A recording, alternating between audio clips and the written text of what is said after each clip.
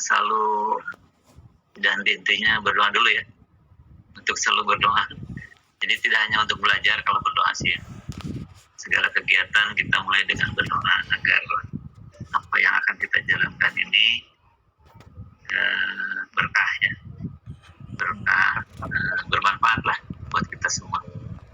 Silakan siapa, Muhammad Bildan boleh memimpin doanya. Ya, Ustaz aja Mister kedua kelas. Ya, silakan. Sebelum belajar, alangkah baiknya kita berdoa menurut kepercayaan dan keagamaan masing-masing. Berdoa dimulai.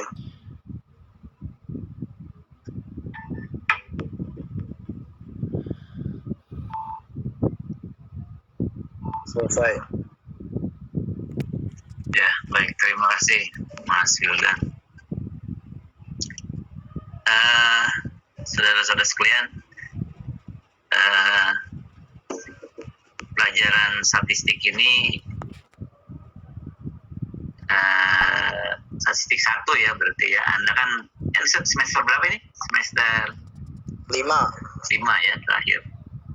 Nanti kemarin sebelum Anda selama dari apa semester 1 sampai sekarang baru kali ini ya mendapatkan mata kuliah ini ya.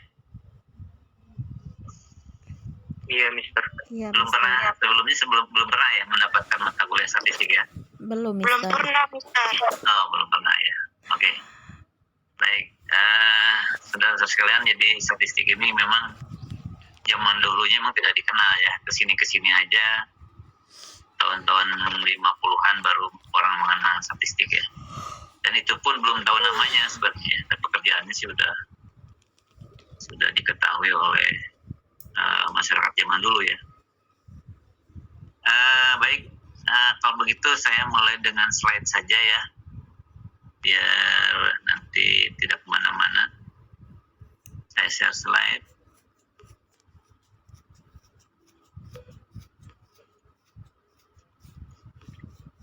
Mohon izin, Mister. Ya. Apa tidak direkam, Mister, untuk kelas? Oh, sebentar. Iya. Ya, baik. Benar mengingatkan, Mister. Ya, makasih.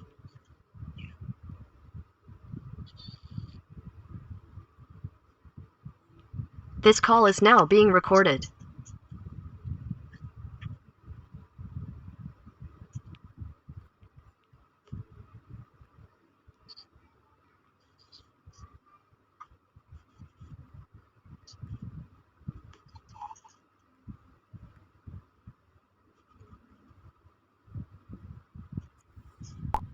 Sudah terlihat ya?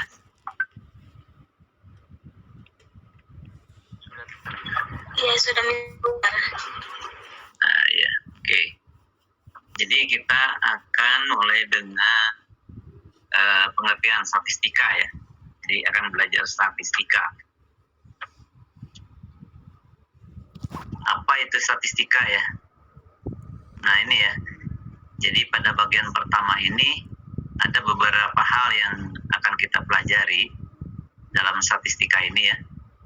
Yang pertama memang di sini adalah pengertian ya.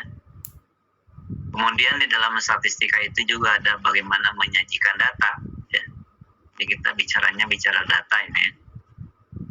Nah, kemudian apa yang disebut dengan ukuran pemusatan. Nah, nanti Anda akan kenal pemusatan itu apa ya. Ukuran yang memusat.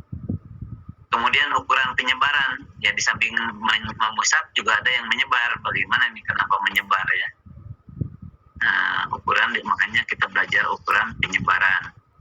Kemudian dilanjutkan dengan angka indeks. Nah, ini angka indeks ini seringkali digunakan ya di dalam perkembangan tingkat kemajuan Indonesia terutama ya, atau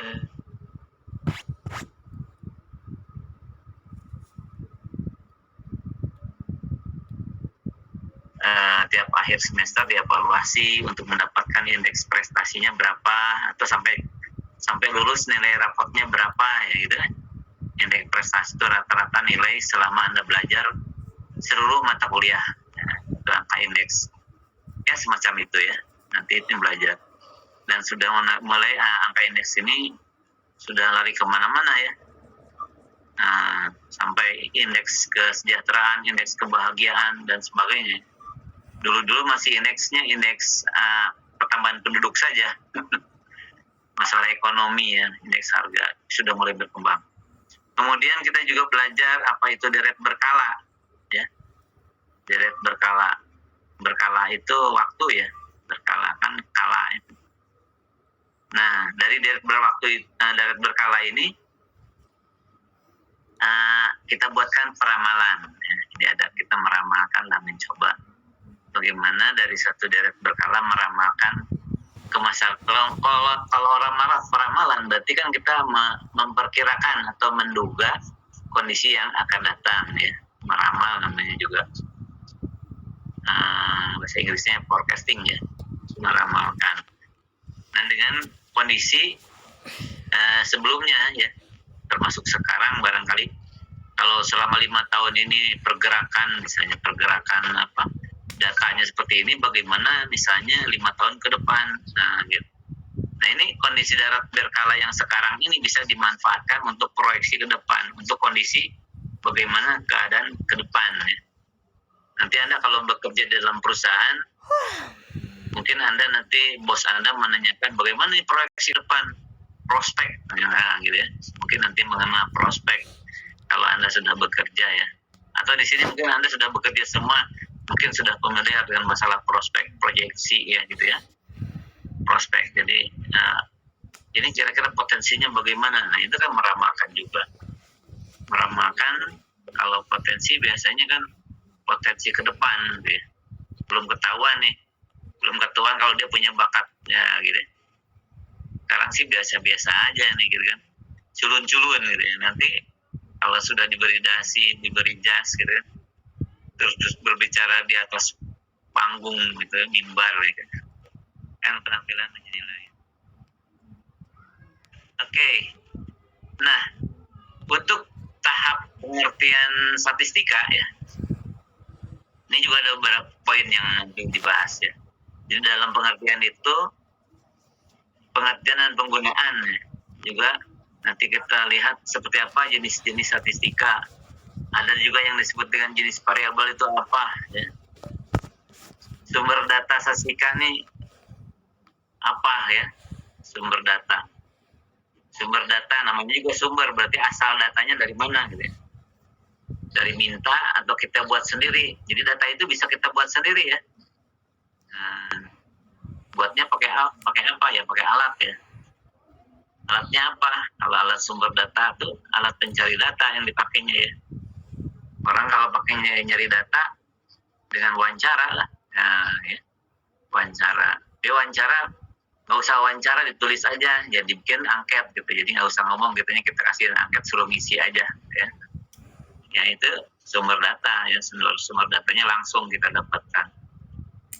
Kemudian nanti kita kenal juga apa itu skala pengukuran ya, skala pengukuran. Pengukurannya ada skalanya ya. Pengukuran apa nih? Pengukuran dalam hal ini pengukuran data ya, data dari sumber apa nih. Dan data itu bisa kita ukur gitu ya, bisa kita ukur. Meskipun data itu bukan angka ya. Data itu kan belum tentu angka, ada data angka, ada data yang bukan angka ya. Data itu kan larinya nanti akhirnya ke informasi. Nanti ada skala pengukurannya nih, seberapa jauh ya skala pengukurannya itu ya. Nanti kita lihat deh ya. Kemudian beberapa alat bantu belajar ya, ini alat bantu belajar kelengkapan ya. Anda sebagai belajar kan, kalau belajar statistika ya ada hitung-hitungannya, berarti perlu kalkulator lah minimal ya. Kalkulator. Kalau sudah ada laptop ya ada tinggal buka Excel ya. Ada laptop. Ada Android, HP juga bisa. Di HP kan ada kalkulator. Ya.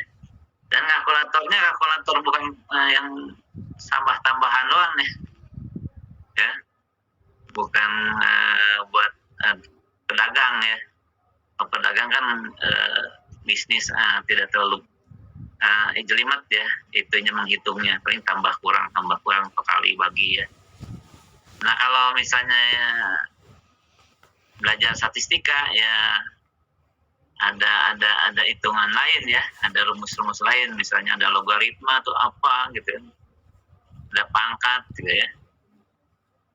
Jadi perlu kalkulator yang saintifik ya, kalkulator yang saintifik. Kalau pakai Android bisa di set ya. Kita kan misalnya di Android kita sudah terinstall misalnya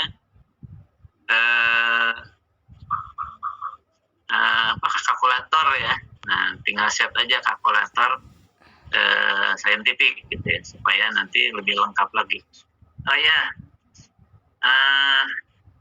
sebelum itu suara saya bagaimana, putus-putus atau jelas ya? Nanti udah ngomong panjang Anda tidak mendengar. Bagaimana? Jelas, Mister. Jelas ya? Jelas, Mister. Iya. Jelas. Putus-putus ya. Ini kebetulan sinyalnya sih rada mendingan.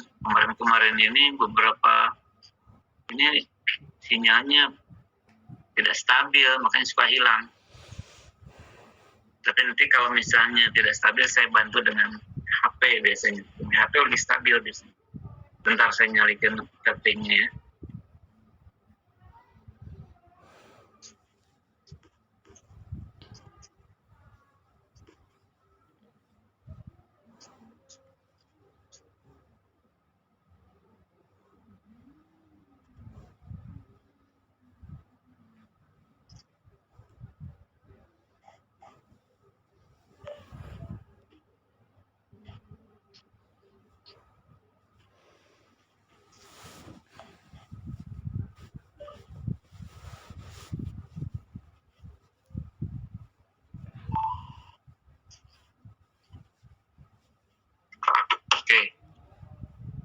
Ya, kita mulai ke pengertian ya.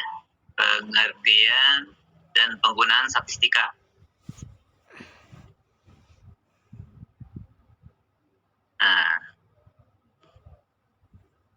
Nah, ya. Definisi. Jadi batasan pengertian statistika. Di sini ada yang statistika, ada yang statistik ya. Bedanya di huruf A ini nih. Ya. Ada statistika, ada statistik. Ini berbeda arti ya antara statistika dengan statistik. Ada huruf A-nya. Kalau ada huruf A-nya berarti itu ilmunya, ya. Kalau bukan nggak ada angkanya, itu kumpulan angka, gitu ya. Beda ya. Matematik, matematika, beda ya. Fisik, fisika. Kalau fisik kan badannya, kalau fisika ilmunya, ilmu tentang badan kita ya, tentang alam ya, fisik. Ilmu alam misalnya fisika ya. Dan gitu ada A-nya. Kalau biologi nggak ada A-nya ya. Biologi, ilmu biologi ditambahin kata ilmu. Jadi statistika ini kita batasin pengertiannya. Apa pengertiannya? Nah, statistika adalah ilmu mengumpulkan, menata, menyajikan, menganalisis, dan menginterpretasikan data menjadi informasi untuk membantu pengambilan keputusan yang efektif, ya, efektif, efisien, gitu ya. Jadi berguna ya, bermanfaat, terutama dalam hal pengambilan keputusan. Gitu. Nah, keputusan-keputusan yang ilmiah ya dan non ilmiah, tidak ilmiah maksudnya, itu kalau menurut statistika itu pasti dia menggunakan ilmu statistika. Ya. Meskipun dia belum tahu itu namanya tuh ilmu statistika, padahal langkah-langkahnya ini sudah dilaksanakan. Ya Anda misalnya akan melakukan sesuatu, misalnya keputusan, pasti tanya-nanya dulu lah minimal ini gimana sih, apalagi Anda nggak tahu misalnya memutuskan sesuatu, membeli motor aja, ini motor harganya berapa ya, nggak langsung ke sana buat bawa duit terus belanja motor gitu ya, nggak juga kan, cari-cari informasi dulu ya. Dan masalah harga aja mungkin kalau beli motor atau beli apa barangnya, tapi mungkin mereknya yang bagus nih gitu ya, cari merek yang bagus, tahunya uangnya kurang. Jadi dilihat lah ya, dianalisis ini kira-kira ini cukup nggak ya kalau uangnya segini gitu ya, padahal mereknya ini bagus ya, ada 3 merek. Nah, udah mulai menganalisa, membagi-bagi nih, memilah-milah, oh kalau ini sih enak buat ini, kalau ini enak buat ngebut, nah kalau motor gitu buat kencang, tapi yang ini irit bensinnya gitu kan. Nah, Anda sudah mulai mempertimbangkan dan menginterpretasikan kalau sudah begitu. Nah itu langkah-langkah yang Anda itu sebelum membeli motor itu masuk dalam kategori ilmu statistika yang Anda gunakan. Nah gitu ya. Jadi Anda juga kan belum belajar statistika, tapi mungkin Anda sudah pernah melakukan kegiatan ini ya, mulai dari mengumpulkan, menata, merapikan ya. Logikanya sudah Anda lakukan lah pekerjaan ini ya. Nah cuman praktek dalam keilmuan statistika ini seperti apa? Nah, begitu kali ya. Seperti apa? Seperti misalnya menata tuh apa maksudnya menata dalam ilmu statistika ya? Nah, yang diapa-apakan ini apa gitu kan? Yang maksudnya yang dikumpulkan apa, yang ditata apa, yang disajikan ini apa? Dianalisisnya apa? Interpretasinya apa gitu, yang objeknya tuh apa gitu kan? Yaitu data. Data. Nanti data ini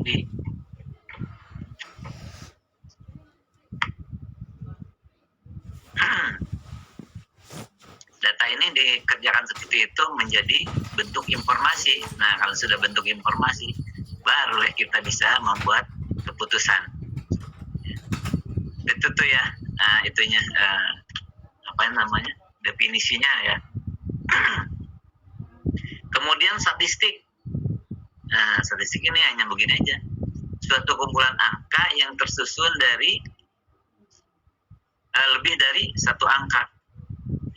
Kalau hanya satu angka saja, ini belum bisa dikatakan sebagai statistik gitu ya. Minimal 2 lah ya. Kalau 2 kan kita bisa membanding-bandingkan ya. Karena data statistik itu pasti lebih dari 1. Baru kita bisa mengatakan itu adalah suatu statistik. Ini mengenai definisi. Kemudian, nah ini perkembangan statistika ya. Jadi ilmu statistika ini berkembang sejak zaman dulu kala ya, zaman Mesir kuno, zaman Cina dulu ya. Ilmu ini dimanfaatkan untuk menentukan besarnya pajak ya.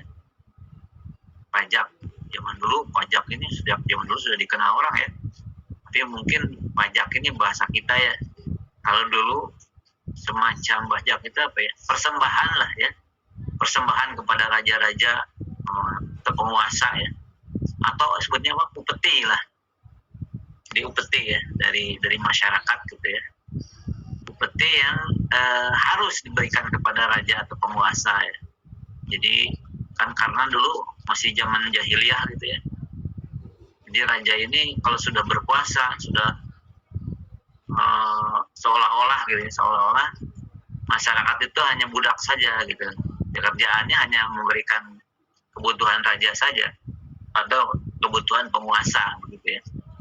Nah, pada saat memberikan upeti ya, raja-raja itu, penguasa itu mengkalkulasi gitu kan, menghitung, kok pajaknya sedikit amat, upetinya kecil, padahal masyarakat kita banyak. Nah ya, masyarakatnya banyak tapi besaran pajaknya kok kecil gitu. Ini pada kemana ya? Disitulah letak untuk mencari data yang sebenarnya dikumpulkan ya. Mencari data. Nah mungkin ya sejak itu sudah mulai orang menggunakan statistika ya, secara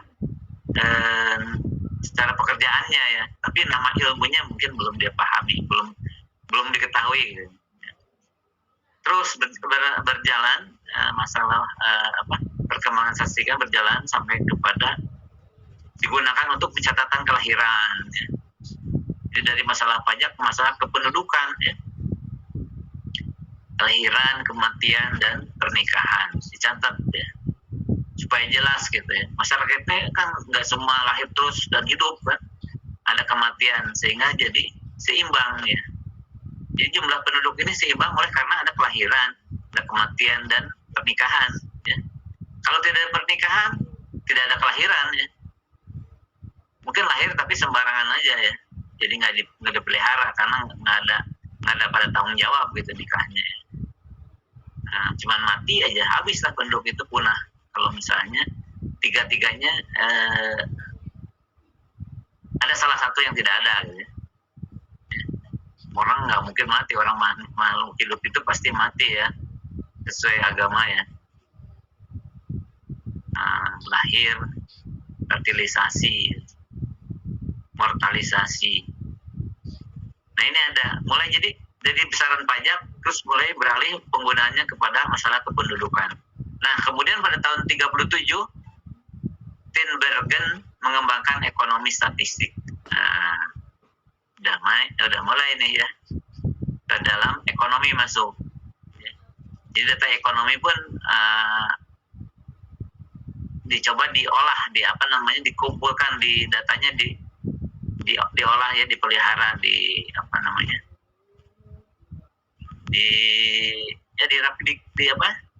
dirapihkan gitu ya, mulai dirapihkan sehingga bentuk informasi mengenai ekonominya lebih jelas lah gitu ya, lebih rapi lah ya masalah ekonomi. Kemudian lebih canggih lagi mulai ya, setelah ekonomi sudah jelas, pajak, kependudukan, terus ekonomi, lari ke matematik. Kenapa nih matematik ekonomi ya, bukan statistik ekonomi? Karena udah mulai lari ke, kalau udah ke matematik biasanya lari ke teknologi ya, ke komputerisasi ya, komputerisasi teknologi mulai, dan sampai pada tahun 1950 berkembanglah kepada teori pengambilan keputusan sampai sekarang ya, sampai Anda dapatkan teori yang terbaru ini ya. Jadi sejarahnya dari sini, tapi Anda yang dapatkan sekarang adalah untuk kepentingan teori pengambilan keputusan ya. Nah keputusan ini tidak hanya di satu bidang, nah gitu ya, tapi hampir seluruh bidang menggunakan yang namanya statistik. Nah ini ditemukan oleh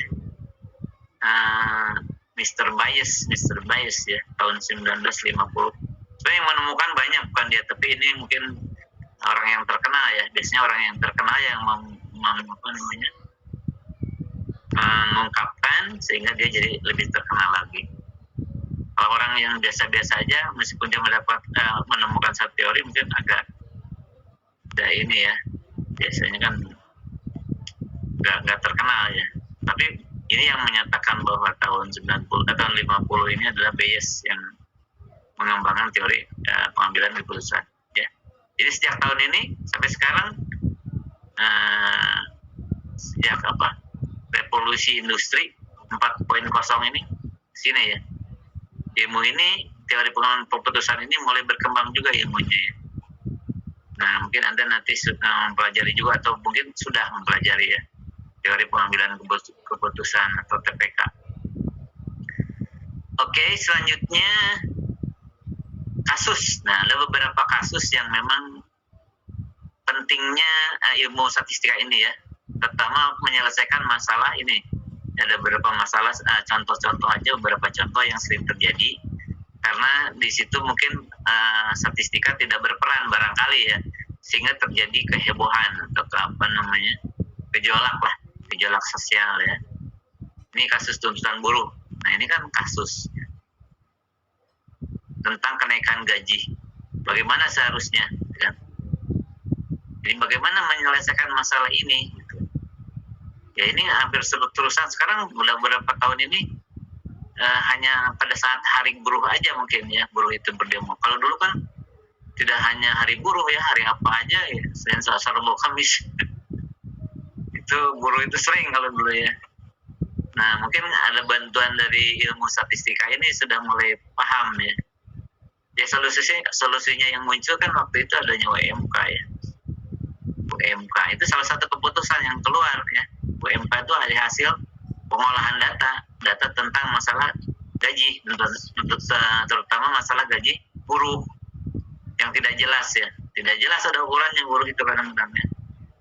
Ada perusahaan yang tidak manusiawi lah menggaji karyawannya itu ya, karena dia mencari keuntungan yang sebesar-besarnya ya. Terus kemudian perekonomian Indonesia tidak efisien. Nah, kalau mengatakan tidak efisien pun harus jelas ya di sektor mana gitu. Nah, sehingga statistika harus masuk ke sini ya, untuk menjelaskan ya, memberikan pandangan, memberikan saran bahwa sektor yang perlu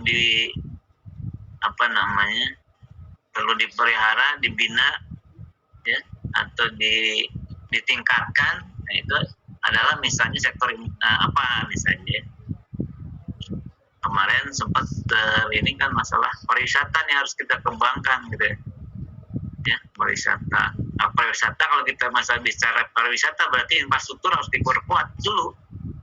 Nah, karena mendatangkan wisata luar negeri itu dia mau lihat apa ke sini gitu, kalau nggak ada fasilitas yang bisa dilihat lah gitu ya.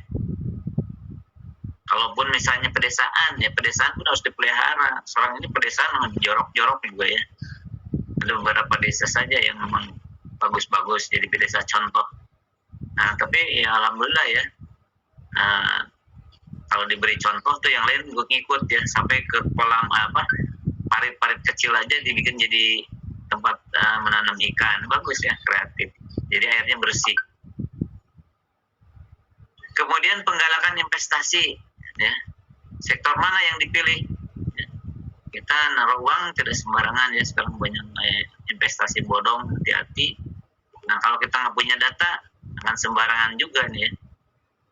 Jadi investasi pun masuknya ke memang yang potensi yang yang menguntungkan lah ya, yang menguntungkan, tidak merugikan gitu. Karena mungkin saja investasi perusahaan itu ada masanya ya. Ada masanya, maksudnya masa yang sedang peak misalnya, atau sedang low gitu. Yang mana yang harus kita prioritaskan, utamakan ya, investasi. Kemudian setiap produsen memberikan garansi barang, berapa produksi akan ditingkatkan. Nah, sama ya. Jadi ini semacam meramalkan juga.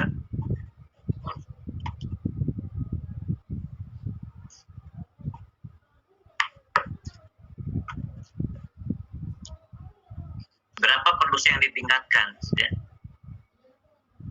Berarti kan kalau meningkatkan untuk besok tingkatkan 5% tambahan produksi, kita melihat juga perkembangan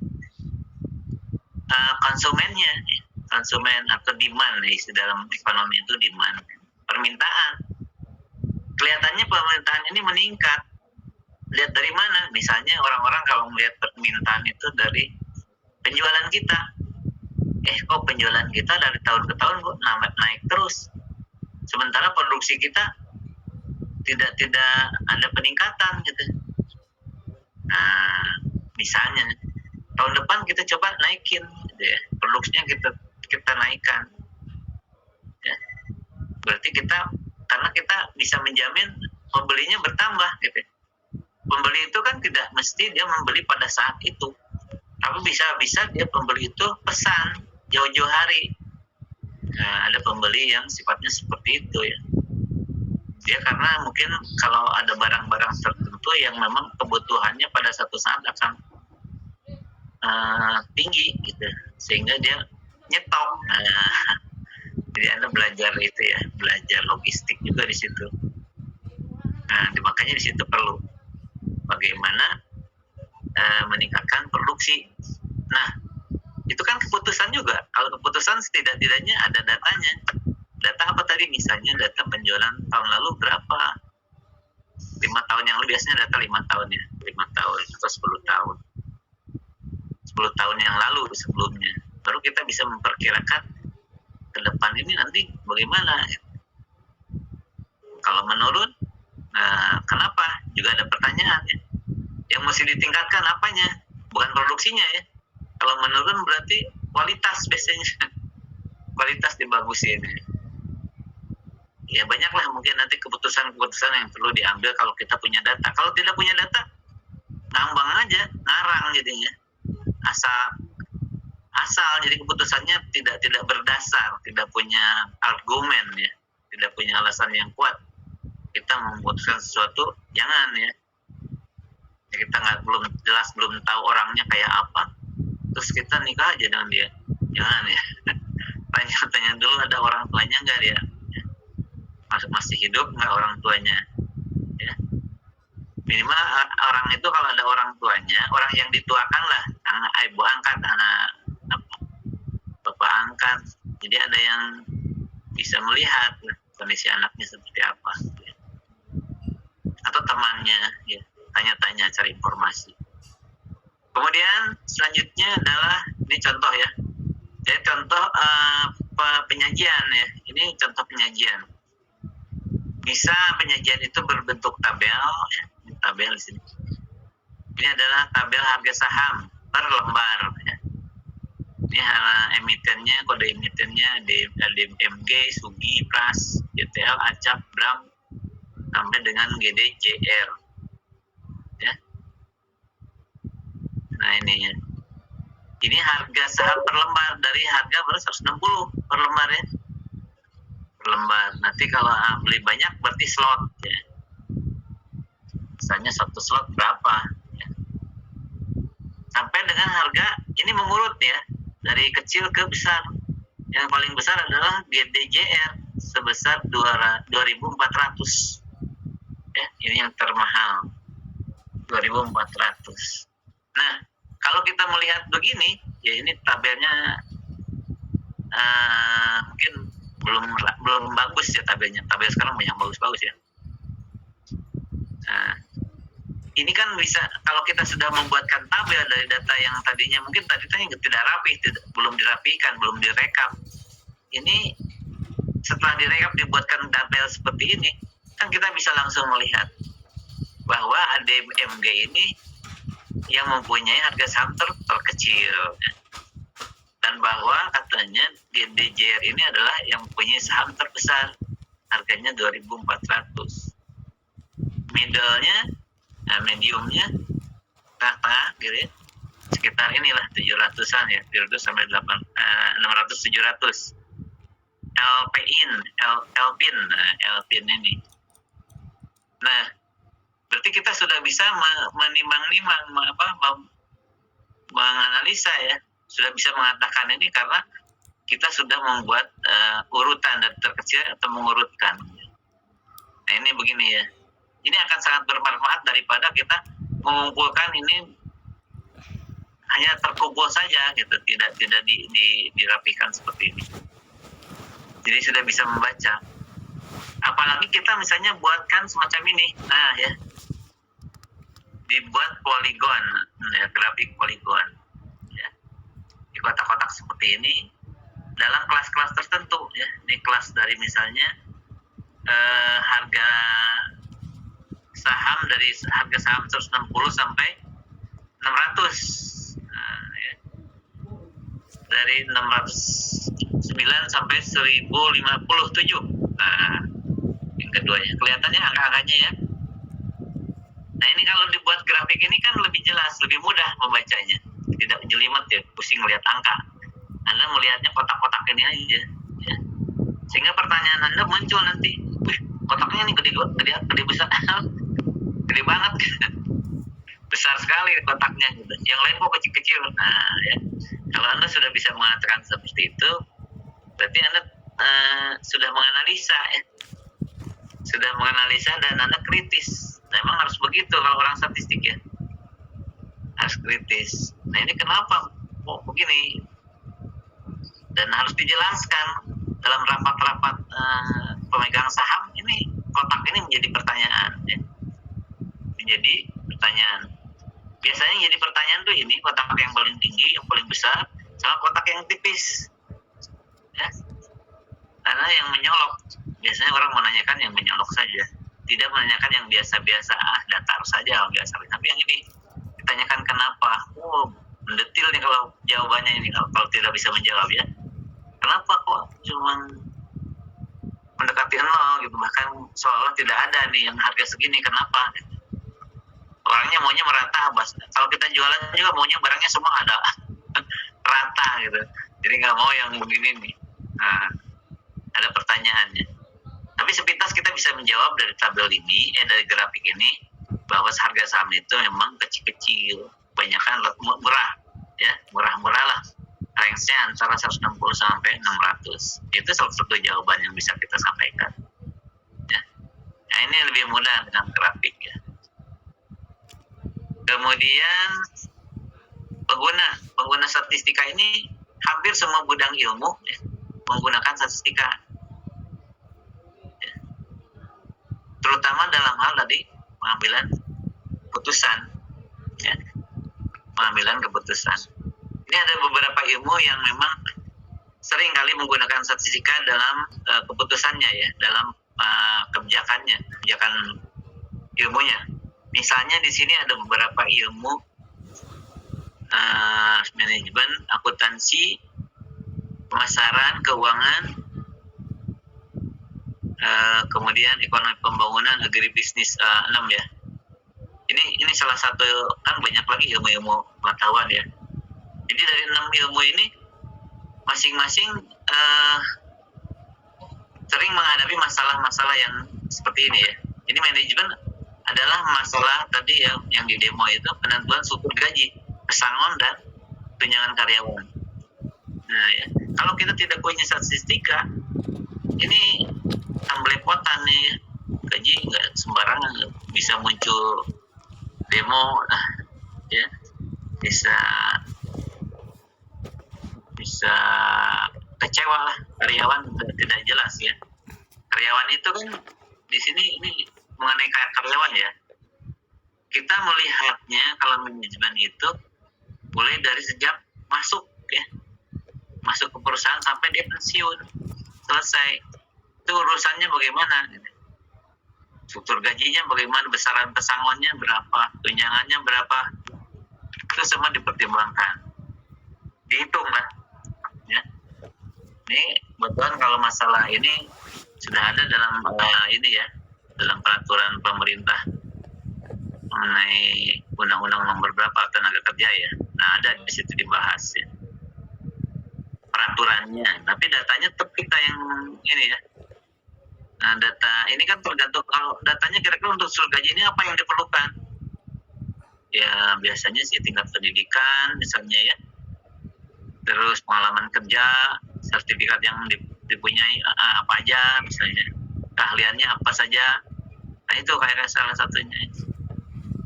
Nah pesangon yang diperlukan apa datanya, masa kerja ya masa kerja selama bekerja. Kalau yang ini penerima gaji masa kerja sebelum bekerja di perusahaan ini, atau bisa juga di perusahaan ini juga ya. Masanya itu data-data yang waktu kerjaan itu, usia jabatan terakhir itu jadi masalah di sini ya. Harus dicatat riwayat hidup atau CV ya, kurikulum vitae setiap orang itu dicatat, catatannya ada di manajemen, dikomputerkan. Kemudian penentuan jumlah persediaan barang dan proses dan barang jadi ya. Jadi ini ya kehidupan logistik ya, logistik dalam manajemennya itu ya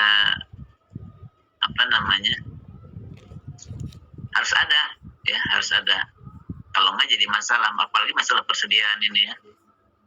Persediaan ini kalau barangnya tidak ada, kita tidak bisa melayani konsumen. Kalau tidak terlayani konsumen ya kabur ya, kalau kabur ya nggak ada yang beli ya. Ada yang beli nggak dapat penghasilan, perusahaan itu ya lama-lama ditinggalkan. Nah, kalau perusahaan nggak punya konsumen kan apa artinya gitu ya. Nah, Jadi harus bagaimana kita memelihara hubungan baik dengan pelanggan kita lah. Salah satunya adalah mengenai persediaan barang ya. Barang di sini memang disebutkan kalau di pabrik itu kan ada barang mentah, setengah jadi, barang jadi. Nah itu semua diolah ya menurut statistika ya, sesuai dengan ilmu statistika, terutama masalah datanya. Kemudian evaluasi produktivitas karyawan. Ya, karyawan juga dilihat ya, mengerjakan apa, terutama biasanya dilihat dari job desk-nya kalau karyawan ya. Job desk itu job description ya. Jadi sebenarnya pekerjaan sehari-harinya apa, itu sudah tercatat di dalam juknis ya, petunjuk teknis. Ada di situ tugas jabatan tertentu itu apa ya? Dari A sampai Z disebutkan. Dari mulai membuat laporan atau mengumpulkan data sampai membuat laporan sampai memberikan kesimpulan ya, laporan yang tebal gitu ya. Nah itu mungkin salah satu dari bentuk kerjaan. Nah kalau dia pekerjaannya tidak dibuat berarti tidak produktif. Ini harus gajinya seharusnya tidak maksimal gitu. Tapi ya begitu ya. Ini harus dievaluasi. Nah ini kalau sekali lagi kalau misalnya nggak punya data, masalah bisa jadi masalah ya. Semua bisa jadi masalah lah dari ini semua kalau misalnya kita tidak punya data, tidak bisa terselesaikan masalah ini. Ya. Masalah yang tidak terselesaikan jadi masalah. Evaluasi kinerja, yang terakhir kinerja perusahaan ya. Biasanya kinerja perusahaan ini tergantung ya dari 1, 2, 3 ini ya. Nah, karyawan terutama nih. Kalau karyawannya ada yang merasa kecewa itu biasanya lari ke perusahaan, kinerja perusahaannya buruk. Gitu, apalagi karyawannya sensitif. Jadi dievaluasi semua lah ya. Dievaluasi. Nah, pada saat mengevaluasinya itu akan sangat tergantung kepada ilmu statistika ini. Ilmunya ya, kadang-kadang buat apa sih statistik? Dia nggak tahu namanya gitu, yang dikerjakan itu sudah statistika. Banyak ya, kalau kita ngobrol-ngobrol di kantor gitu ya. Kenapa sih pusing gitu? Ya emang kalau kita bicara statistika, bicara rumus-rumus melulu kan enggak. Ilmunya itu di situ, terutama di ilmu manajemen dalam hal pengambilan keputusan. Kemudian akuntansi, ya akuntansi ini seringkali terutama masalah eviden ya, masalah bukti. Akuntansi itu pasti semua pekerjaannya perlu bukti-bukti, ya. Administrasi keuangan lah ya. Adanya di akuntansi ini, bon-bon penerimaan, bon-bon pengeluaran itu harus jelas ya.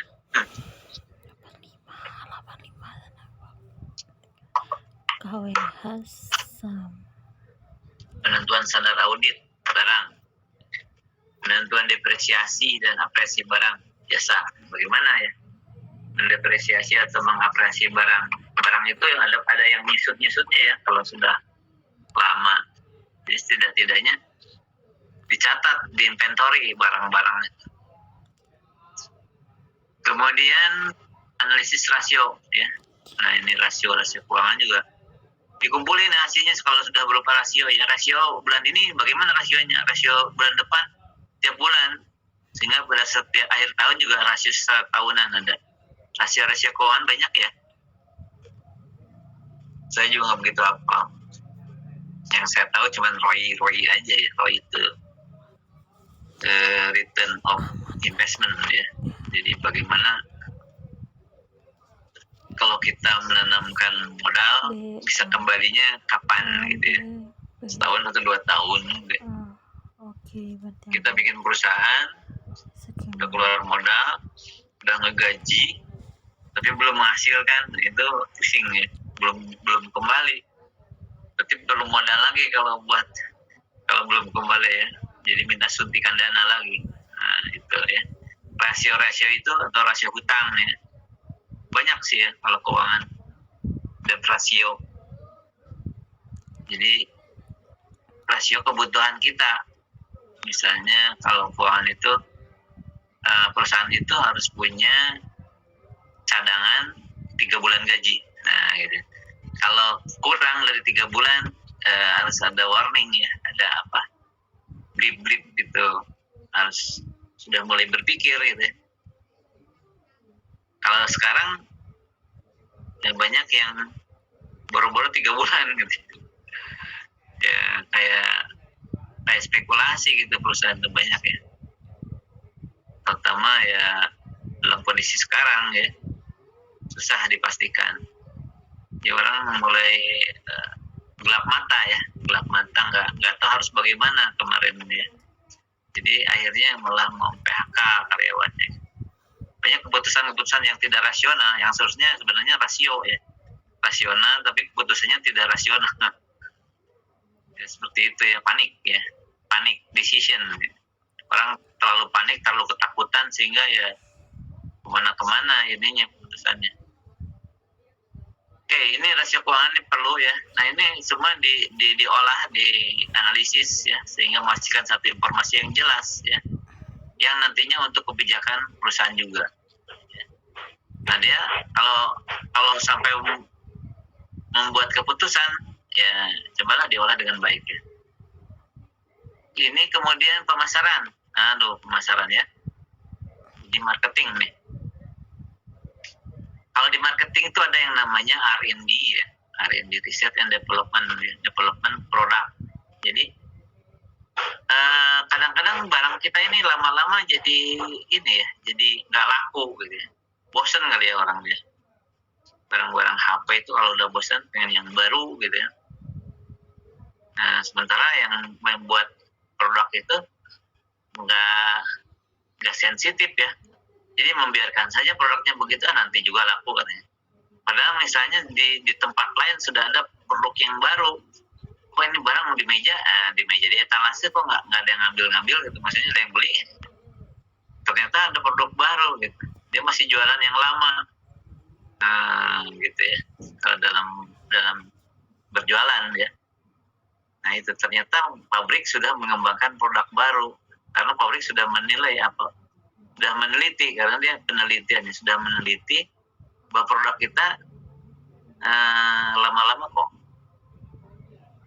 menurun ya kualitasnya atau apanya ya. Kenapa menurunnya? Lihatlah biasanya yang paling mudah itu dari penjualan kita ya, dari penjualan kita cenderung penjualan kita menurun.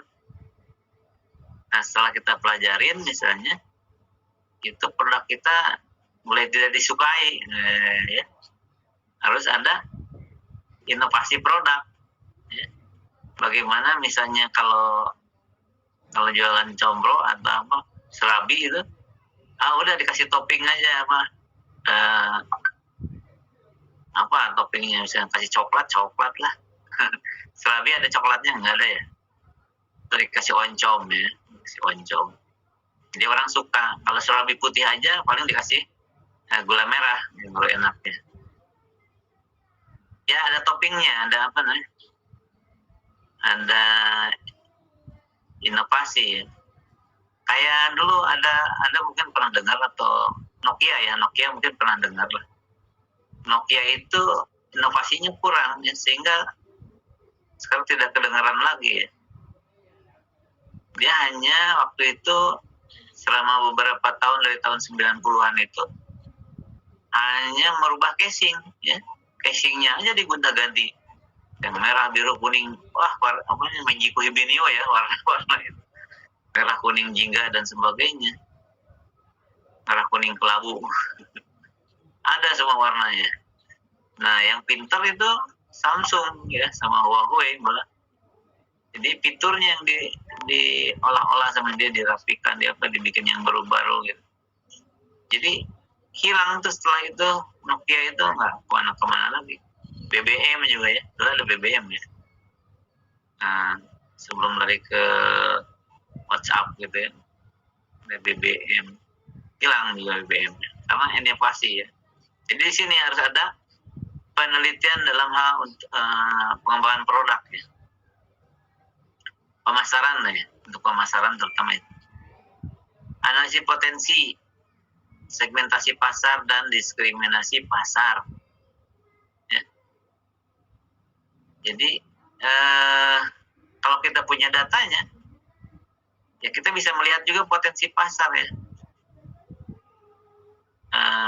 Potensi pasar. Terus segmentasinya bisa kita lihat juga ya, bisa kita lihat. Dan tentunya ini biasanya menggunakan angket ya, angket. Dulu yang sering melakukan riset-riset seperti ini itu adalah Unilever dulu ya, kebutuhan rumah tangga ya. Unilever itu sering tuh. Jadi dia data-data potensi pasar, segmentasi pasar, dan diskriminasi pasar tuh dia sudah tahu ya. Jadi bagaimana mengolah dulu ya. Sekarang sudah mulai jenuh juga kelihatannya ya. Karena sudah tahu banyak datanya. Tapi sekarang ini ya, paling sekarang ya. Jadi udah zaman online ini balik ke persaingan. Jadi sudah mulai melakukan hal yang sama pekerjaan itu ya. Dan pekerjaan itu tidak manual lagi, sudah teknologi. Jadi membandingkan, melihat-lihat punya, ini udah terbuka ya, semua orang udah bisa. Nah itu udah jadi ya mencari kelebihan seperti apa. Nah itu yang jadi masalah juga ya, kelebihan atau apa, keunggulan, mencari keunggulan ya di level masing-masing tentunya. Segmentasi ini kan dulu kita milah-milahnya 3 saja. Ini yang low, yang middle, sama yang high. Tentunya kalau misalnya yang low, yang masyarakat bawah, ya misalnya itu, ya tidak-tidaknya dia menginginkan harga yang murah, gitu ya. Sasarannya ke sana, yang murah. Kalau misalnya ke yang high, mesin harga yang murah, mungkin tidak laku padahal bagus. Ya, ada rasa gengsi, orang biasanya kaya itu membeli yang murah, dia khawatirnya tinggi.